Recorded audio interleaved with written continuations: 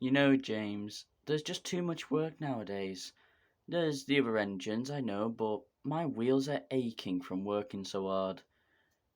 You know, Edward, I agree. I wonder when the new engine's gonna get here that the conductor's ordered.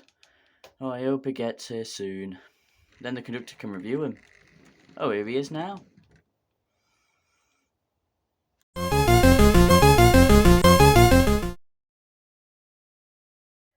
Hello YouTube, Conductor165 here. Today I will be reviewing and running, as you saw in the intro, the Bachmann Thomas locomotive.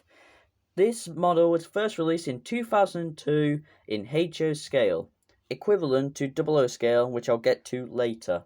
And in 2009 was released in G scale, as shown on screen now. And in 2020, recently, was released in N scale. Now, as for the HO model, as shown on screen now, this standard model here averages around £60. I bought it for around 63. Now, I'm just going to point out that as you will see on this review, this model does have some scrapes. When you buy yours, it will not come with any of these. I know there is a serious one there. I'm just getting it out there. Your model will not come with these scratches. That's just from past use in my collection. It's had a rough ride, I'll give it that. But yeah, there was also a Christmas Thomas, as shown on screen now, but it was not sold individually. It was sold in a set. This engine would feature a Christmas hat and a snowplow. And I believe they do a Christmas Thomas set every Christmas or every odd Christmas. For I know one was released recently, whether it's this Christmas, I think it is, that had a flatbed and a Christmas car. There's a picture on screen now. Now, there was also, as shown on screen now, a Celebration Thomas. This Thomas was metallic, but still blue, and would be decorated with bunting around the top edge of his boiler. This would be to celebrate the 75th anniversary of Thomas. This would average around £80, £20 more than the Thomas on screen now. Now, there was another model of Thomas, same as this one, but the only difference is inside was fitted a sound module. This sound module would allow the engine to make chugging noises as it went along the track, and this would also average around £80. Now, shown on screen now is the N-scale Thomas. The N-scale Thomas averages around £80. There's other engines included, but when I come round to reviewing, for example, Bachmann Percy, when I get it in my collection, I will also talk about the N-scale form of that locomotive. But yeah, there is currently one N-scale Thomas, and the average is £80. And as for G-scale, this model, as shown on screen now, is dramatically bigger. It is probably one of the biggest Thomases you could ever get your hands on if you're a collector of the model trains.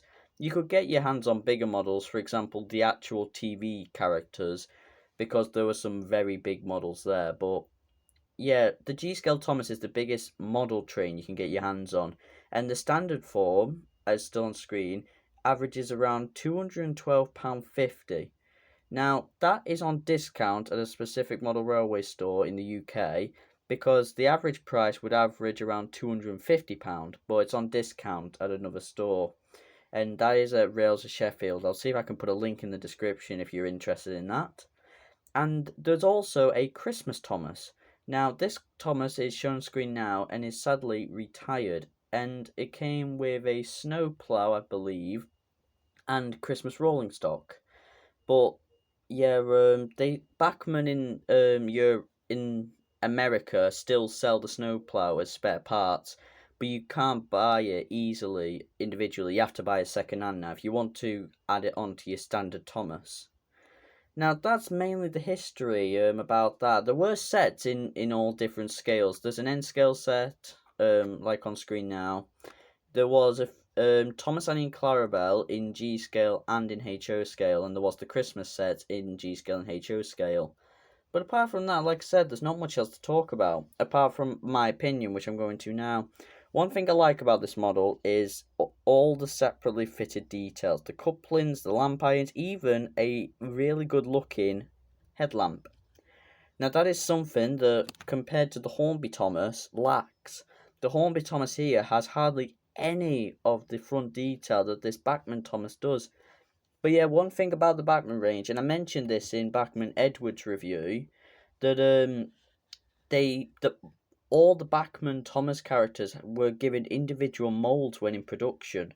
So these are not based off realistic other engines in the collection. It has a back lamp iron, but for some reason doesn't have back red lining as other models do. If you want to understand what I mean by that, check out my Ertl and Hornby Thomas review. You'll see that on the back there is a red line on the back of the coal bunker area.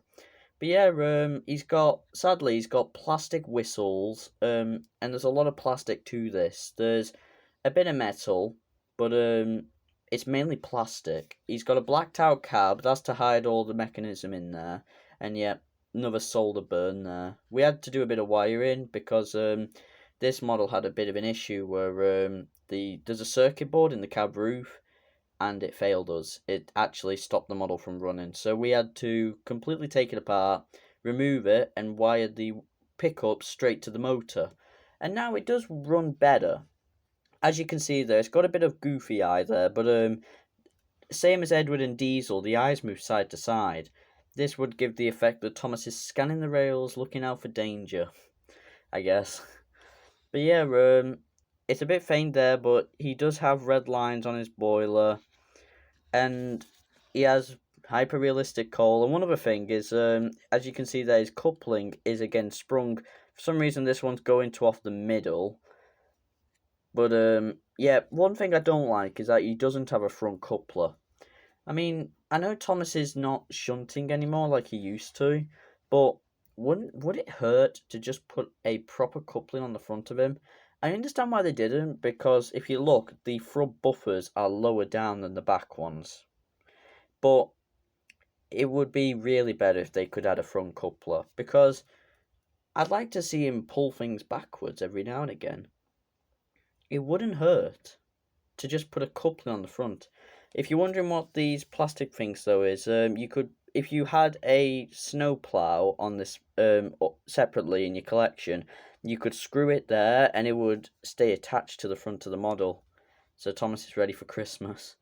But apart from that, I'm just going to quickly compare him to the Hornby Thomas.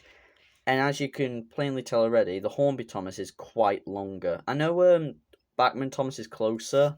That's just because I can't get both of them in the... Oh, there we go. Yeah, you can see that the Hornby Thomas is very longer, and it has bigger wheels, an open cab, and is a darker blue. This is This is one of the modern Thomases before they went to a white footplate. And apart from his eyebrows missing, there's not much wrong to him. But you can see the Hornby Thomas compared to him has a lot less detail. That's because Bachmann has based the models purely to look like the animation and model series Thomas. They both have step ladders getting up to the cabs though. Again, the back of the Hornby Thomas has hardly any decoration. It's got like steps to get up to the coal bunker to check if it's full or not. But Thomas doesn't have that. There's just so less detail. It's like this Hornby Thomas is meant to be based off the real engine and repainted, whereas the Bachmann Thomas, he's just built to look a lot like the one that most Thomas fans know about. Because apart from his face, which a lot of people in the fandom have an issue with, which is his face, the Bachmann Thomas is chosen more than the Hornby one because it looks so much right to the actual Thomas.